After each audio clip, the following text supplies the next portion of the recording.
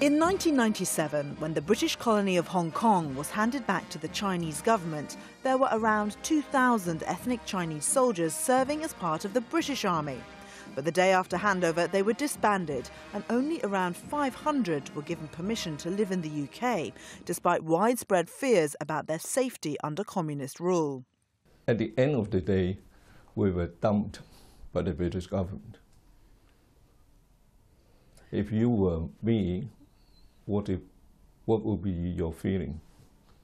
Overnight, Roger's nationality was changed from British Hong Kong to Hong Kong Chinese. Yeah. There was no referendum. There was no choice. Yeah, no choice at all. Roger Ching and Russell Banks served together in Hong Kong with the Royal Military Police in the 1980s. 27 years on, they're campaigning for the right of abode for all former Hong Kong soldiers, who they say the British government left behind. Well, it was the fun posting of the British Army, but it was certainly challenging. The climate, the work. Roger was the contingent where everybody went to for police guidance, advice, and that's where our friendship started. Because so many of the British Chinese soldiers were not given a passport in 1997, that's also led to a lack of recognition and acknowledgement of that long-standing connection. We all had a very bad feeling about the treatment, or we were being treated by the British government like that way, because we gave our royal service to the Crown for, let's say, 18 years, 22 years. And one more important issue is we pay UK tax instead of Hong Kong tax. So like me, I served with the British Army for 18.5 years. And we pay 18.5 years tax to the UK government. What have I got? Nothing. No pension, no welfare, no allowance, absolutely nothing. We pay UK tax throughout our service. Did you? Yes. I didn't realise that. Roger's trip to London means a chance to catch up with the campaign's patron, retired Brigadier Norman Allen, who served in Hong Kong in the 1950s and 60s as the CO of the colony's military dogs unit. Dogs are difficult in China. They generally eat them. And these dogs wanted to eat their handlers, so it was a tricky time. But they managed it, and they did extraordinarily well. The posting was the beginning of an enduring passion for Asia, and he made many return visits, including some in his subsequent role as RMP Provost Marshal. He said he was shocked when he discovered not all of his former comrades were to receive British nationality. That was a disappointment, and they drew a line, and I think about half got right of abode. And yes, we were disappointed, but it was from on high. It was a government decision. And what persuaded you to support this campaign? Because they're my chaps. They're you know, I've been concerned for them and with them over the years, and if I can help, I will. The military life, you don't leave it when you retire. It's still there. It's under your fingernails. Morning, staff. How are you? Last night? No, everything's fine. Staff Sergeant Set Ewan is one of the lucky ones who was granted a passport, and he's used his citizenship to extend his commitment to the British Armed Forces. I always loved to be in the army. I wanted to be in the army. For some reason, this is my personal. And I got a chance, because why not? And I spoke to my missus, you know, discussed with her, you know, just one night, you know, talking about the future, because disbanded. HKMSC is disbanded anyway, so I got to find a job, and this is a chance for me, brilliant, because letting me to stay in the army. And you've done very well. You know, tell me about your current job. You're quite a senior position. Yes, well, not really senior. I got so many seniors now. You know, we have to provide physical security to the camp.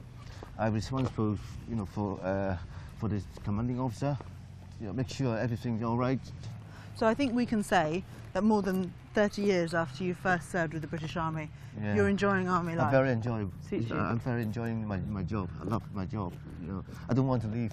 After 18 years with the regular army, Set still has strong memories of his early service in Hong Kong.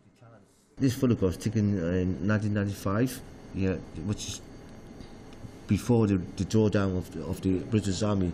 So we took the chance, you know, got everybody there, because after this after this photo, some of them already started to move on and post them back to UK or Germany, etc. Yeah. And you can see here there's a mix of British Chinese soldiers. Yeah, this is the whole platoon. British. Yeah, with no difference, you know, we're all doing the same job. That's what I wanted to ask you. I mean, does that reflect the closeness with which you worked? No, everything is exactly the same. Roger. For Roger, there are mixed emotions in seeing Set so well established in the UK. I'm feeling very proud of his successful job, you know. I think it's a typical example that because Set has been given such a chance to come over here to settle down in the UK, and he can continue to contribute to the UK government. I think if all the rest of our veterans have been given this chance to come over here, I think there's no problem at all. Does it make you sad that not more of them were given that chance? Yes, of course, yeah. I'm feeling very sad about it. Another Hong Kong veteran to make a new life for himself here is Simon Wong. He lied about his age at 17 to join up early and served with the Royal Navy for 22.5 years before coming to Britain in '97 and finding success as a restaurant manager. So I always remember that because it's quite unforgettable, because no civilian tourists can go as far as that. Wow. So mainly that is the guardhouse of the North Koreans. And we are here on the south, so we can get as close as that. That's very close. And that is the guard, standing guard. And could you see from here? Can you see the North Koreans? Yeah. I see the guards over there. So we've been advised that when we're taking photos, we've got to be careful. How did it feel? Did it feel quite a tense place to I go? feel quite tense. The atmosphere is quite tense in there. Everyone is really serious. And was it important for you and your family to come to the UK after 1997? Both myself and my wife, we are really keen, because before 1997 we were quite worried, to be honest. We were quite worried because I was wonder one night, just overnight, everything changes from British to Chinese. Would I get used to it? And I just feel uncomfortable and weird at that moment. And also my wife had the same idea with me, and she even worried because I was in the Navy, what's going to happen. So that's why, that's the main motive for us to come over. And here's my certificate of service from the Royal Navy. This sense of fear and worry about what Chinese rule could mean for those whose first allegiance was to the British Crown has left many veterans who weren't able to get out anxious and unable to speak about their military service. The campaign has gained some support from Parliament. Conservative MP Andrew Rosendale, who sits on the Foreign Affairs Committee, has sponsored an early day motion asking the government to reconsider the '97 decision. Oh, I think this is very different than the average immigration issue, and I think it highlights the absurdity of some of the situations that we find ourselves in today, whereby someone from an EU country can simply come to Britain without any restrictions, and yet Hong Kong Chinese, British Hong Kong Chinese, who have served our country and have been loyal to Britain, are denied the right to come here. So I think there is something quite wrong about this. The EDM has already attracted over 40 signatures from across the House, and the team are hopeful they can put pressure on the government to review the original decision.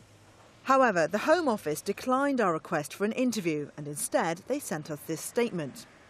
The British Nationality Selection Scheme gave people from Hong Kong the chance to apply for citizenship under a fair and open system, so there are currently no proposals to extend it.